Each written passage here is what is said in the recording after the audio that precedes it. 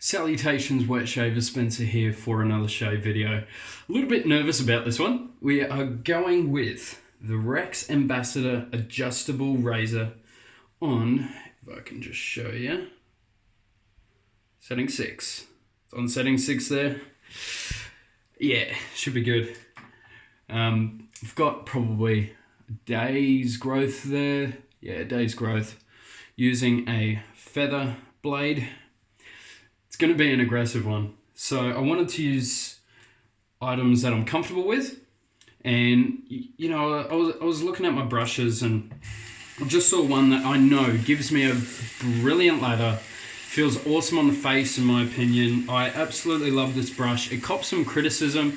I think it's sort of deserved for the grade that it is, but I really think that this brush is absolutely fantastic. And that's this Omega.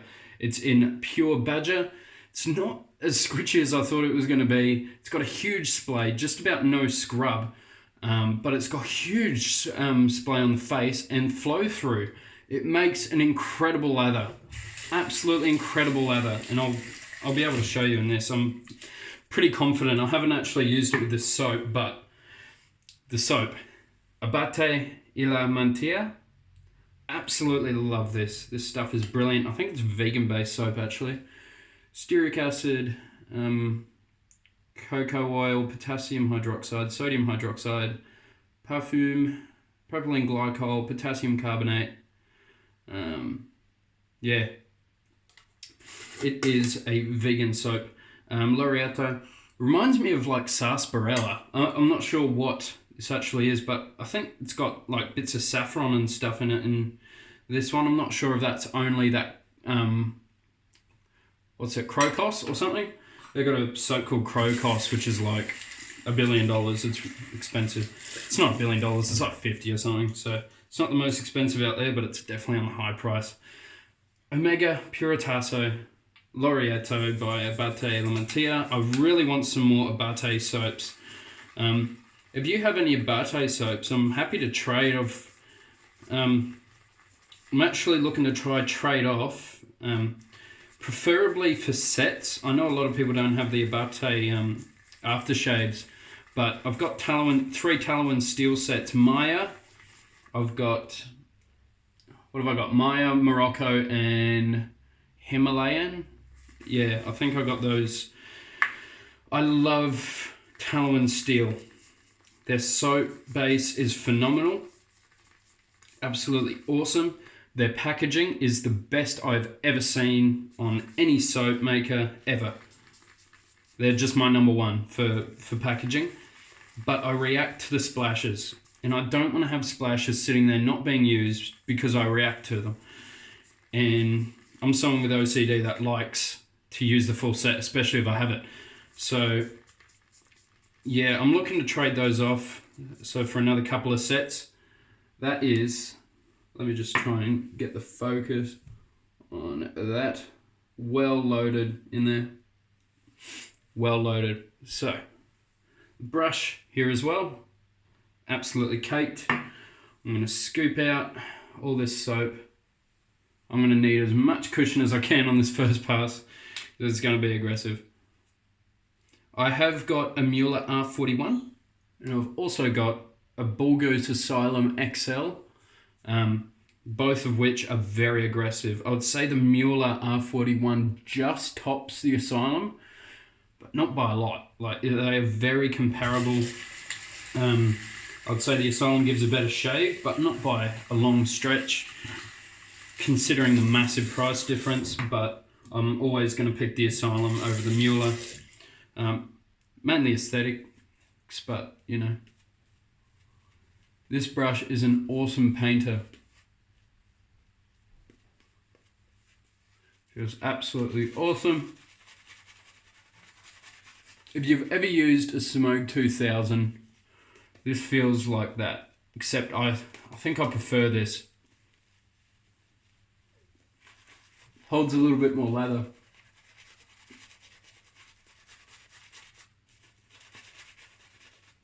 There is not a lot of scritch in this. There's a touch, but really not enough to hinder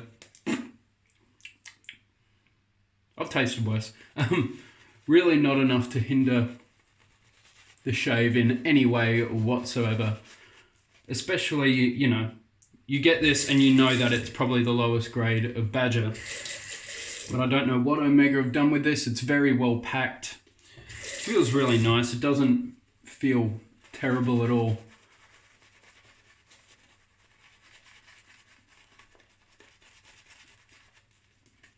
And this thing, I don't know what it is about it. I think it's the immense flow through, because obviously it's not like a super dense Shave Mac DO1, but it paints on like a synthetic and feels like a well broken in bore. I mean, it just lathers so well. Adding heaps of water in this one.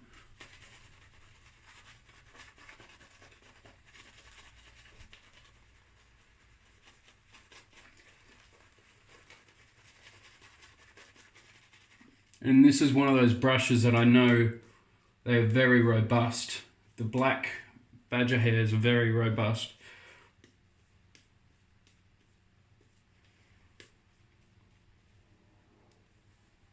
Plus, because it's black Badger. Sounds bad, but you don't have to care for it and maintain it as much as you probably would for like a big chubby 3 or a Shave Mac DO1 or something like that. You would really want to take care of those. Whew. Rex Ambassador, setting 6 feather blade. Look at that blade gap. Look at that. I'm a little nervous, but I've been struggling not to use this razor. I absolutely love it. There's something about it. I just keep coming back to it. I really like the thought of an adjustable razor, and now that I've got one, I totally understand how everyone absolutely loves adjustable razors. Let's go for it.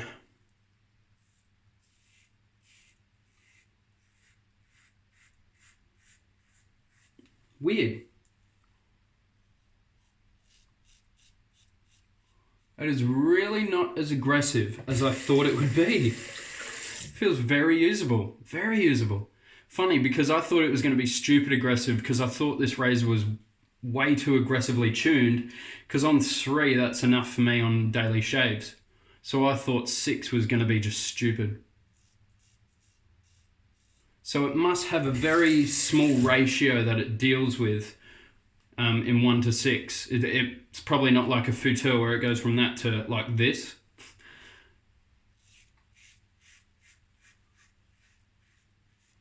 Don't get me wrong, it feels way more aggressive than number 3, which is what I normally use it, or 2.5.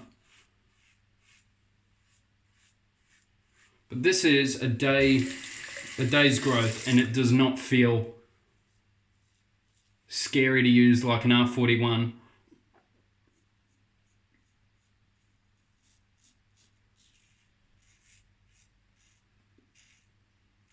I'm actually stoked how this feels. This is the max that I would go in terms of aggression. On a daily shave, not because, you know, I've got R41 on the Asylum.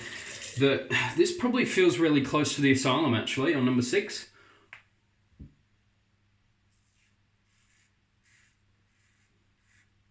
The Asylum sort of feels like it's got a little bit more blade exposure, so you sort of feel the blade a little bit more, but God, the Rex tames a feather blade so well. A lot of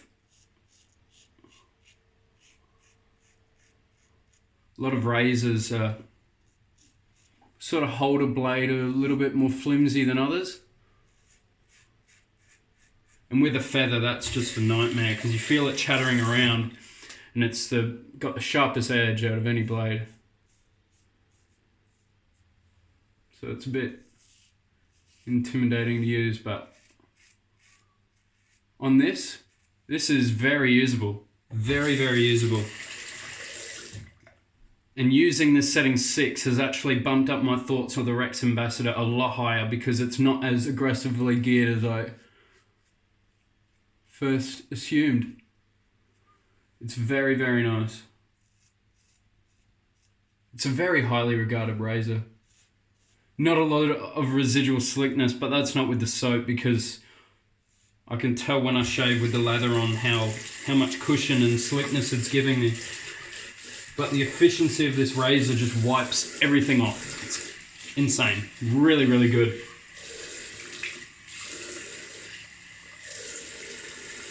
You can definitely feel that efficiency difference. It's brilliant. Wow.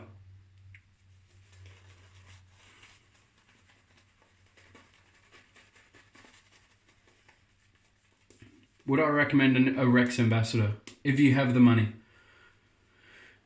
If you're struggling for the money, I would say skip it and try for something like a Merca Progress or a Mergress.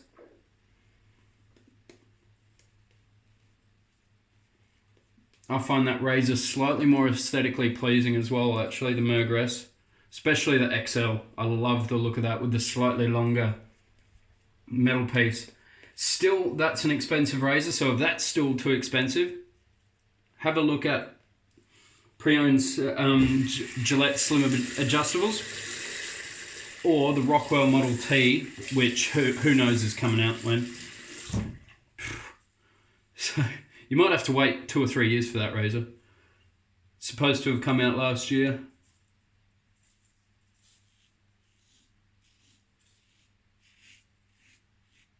A year and 2 or a year and 3 months ago was its estimated, shipping date. Like, you'd get it by then. Nope.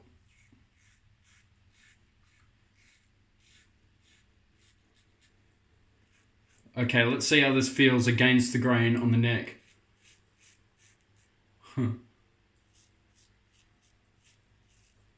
Aggressive? Yeah. Comfortable? Yep. I was not expecting this to be a very comfortable shave.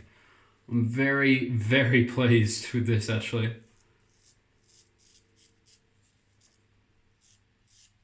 See that little stutter there? I just lost a little bit of grip on the razor. A lot harder to buff with this setting.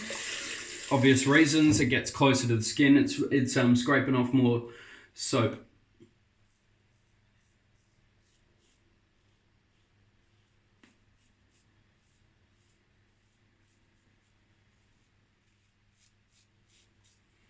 Would I class this as a razor that can pretty much do everything? I'm starting to lean towards that way.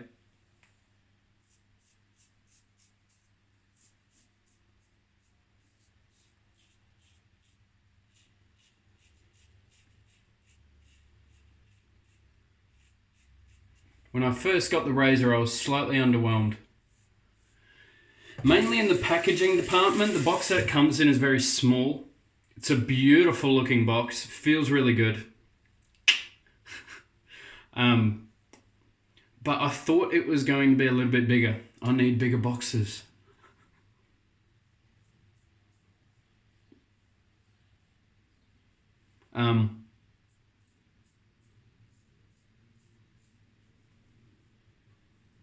For me, the packaging gets around a 6 out of 10. Aesthetics of the razor, probably like a 7 out of 10 for me. Beautiful looking razor. Definitely not my favourite looking. But in terms of the shave,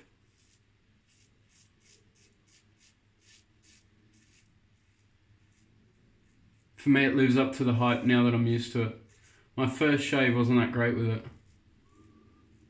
But that was due to incorrect blade loading. Because I should probably show you guys, just in case if you've got a Rex Ambassador and you've been getting pretty iffy shaves out of it, you actually need to press the blade into those posts. You've got to put the blade in and press until it clicks and it's got a uniform sort of concaveness to it. Unique concaveness to the top cap. And then you load it into the razor. Little bit of an odd thing to, press it into the thing. I'm such a scientific guy, aren't I? man, this is way more comfortable than I thought.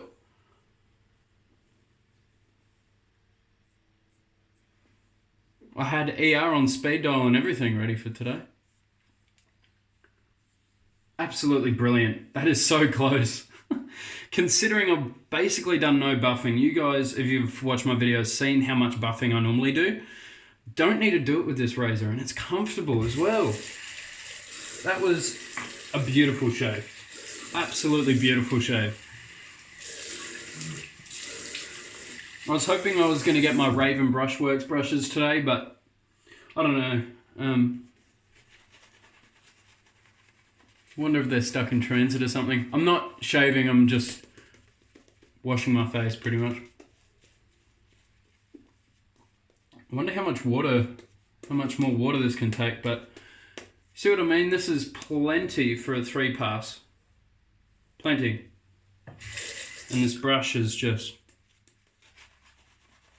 awesome. Oh, quick little update just on me. I saw a careers advisor today, and she seems so helpful. So she's pretty confident she'll be able to get me placement for, a job in plumbing. She said, you know, because I've already done a certificate, I've worked in my job for 4 years, they will hire me as an adult apprentice. So pay will be $20 an hour, which is higher than I thought it was going to be for an apprentice.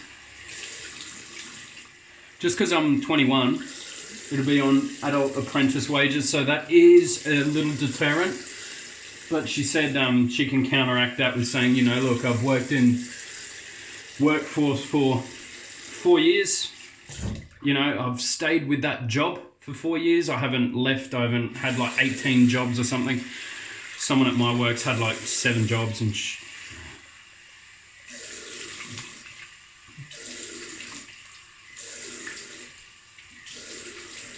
just doing a cold water rinse quickly. Just going to see if I need the alum, so I'll let my face sort of do its thing, and if it keeps bleeding, that's when I start putting on the alum. I don't just go straight to alum normally. Sometimes I do, but anyway. So yeah, she's pretty confident she'll be able to find me a job, which is, no, I'm not in focus. Absolutely brilliant. I'm stoked. I cannot wait.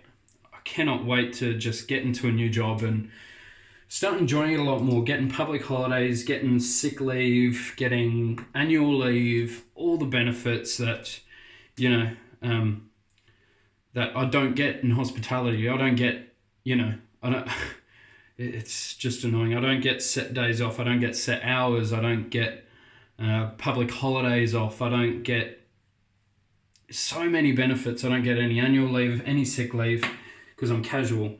But I do full-time hours, so I get more money than someone who's on part-time, etc. But also, I've never had more than 3 days off in a row over the 4 years I've worked there. I've never had a holiday. Most I've done is a 2-day camping trip, which was 2 nights, 3 days.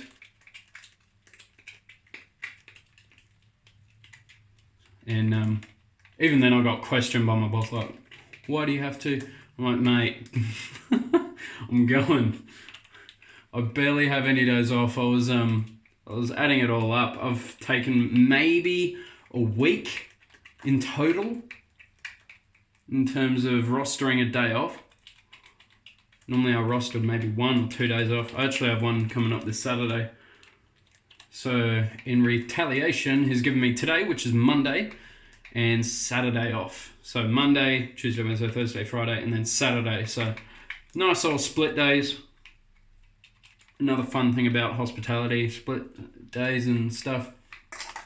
Anyway, my life's moving on. Hopefully I'll be able to get into some work. I can't wait. And the awesome thing about this group training, so sorry if I'm rambling, the shave's over. If you guys want to jump off, I'm just going to throw some Barbadel on and that'll be my shave.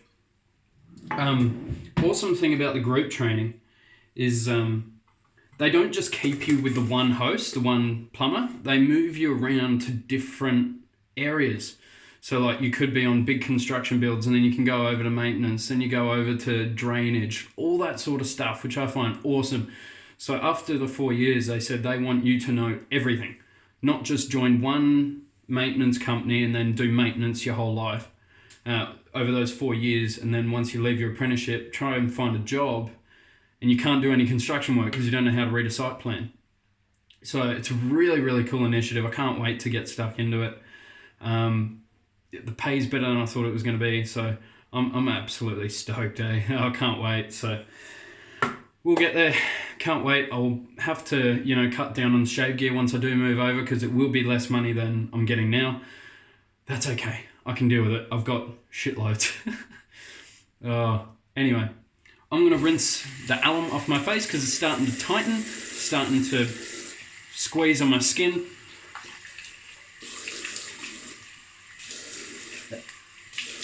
And that's when they say to rinse it off. The instruction did say to rinse off the alum. I know some people do or some people don't. I remember Cincy, he just applied alum and left it like that, like no rinsing off or no other post shave. And then he did his little post shave outro and he's like, face doesn't feel good. Yeah, it's supposed to be rinsed off. So, Barbado, obsessing with this stuff. Unless I have a soap that has its own aftershave, I'm just going to use this. It's just my favourite. Got it from Italian Barber. Came in so fast. My face has never been clearer. My face has never felt better. And with this Barbado, I know, who was it? I'm pretty sure it's Mike, one of the awesome commenters on my channel. He said that he bought Barbado due to my recommendation and has absolutely been loving it. So if you're still using it, mate, give us another update how it's going. I love this stuff. Absolutely love it. It's the best post-shave on the market that I've used. Although I'm not an absolute post-shave beast, because I know some people, you know, witch hazel, balm, splash, you know, they use it all in that one go. I just like to use one thing. I like to keep my shaves as minimal as possible to try keep a less amount of products going into my face. I feel like if you put too many into your face, I don't know, I feel like it sort of clogs up. It's just a feeling. It's probably false and, you know, probably doesn't do me any better, but that's just how I like doing my shaves. I like keeping things minimal. That was an absolutely fantastic shave. Rex Ambassador, setting 6, feather blade first use, gorgeous Omega Pure Badger. I love this thing. Such a good brush. Yeah, gorgeous handle too, like a deep emerald green with a gold band. I love it. It's a weird knot. That's why I love it. I love my quirky things. Abate, Elementia, L'Oreetto. Gorgeous soap. That soap base is phenomenal for a vegan soap. The post shave does feel like a vegan soap. It's not as hydrated as a tallow, but it still feels absolutely awesome. Really, really easy to lather. Feels great on the face. Provides amazing slickness and amazing cushion during the shave. And then the post shave softness is brought to you by Barbado. This stuff is brilliant. Leaves your face feeling the perfect mix of greasy and hydrated, oily and hydrated. Like, it's not too oily. It's just a gorgeous, I love it. You got to try some. It's not super expensive. Go pick it up from Italian Barber. I'm pretty sure Maggots might have it as well. Go pick it up. Rex Ambassador, setting 6. Loved it. What a shave. You guys take care. Stay safe. Stay positive. Have amazing shaves. Catch you in the next video. Catch ya.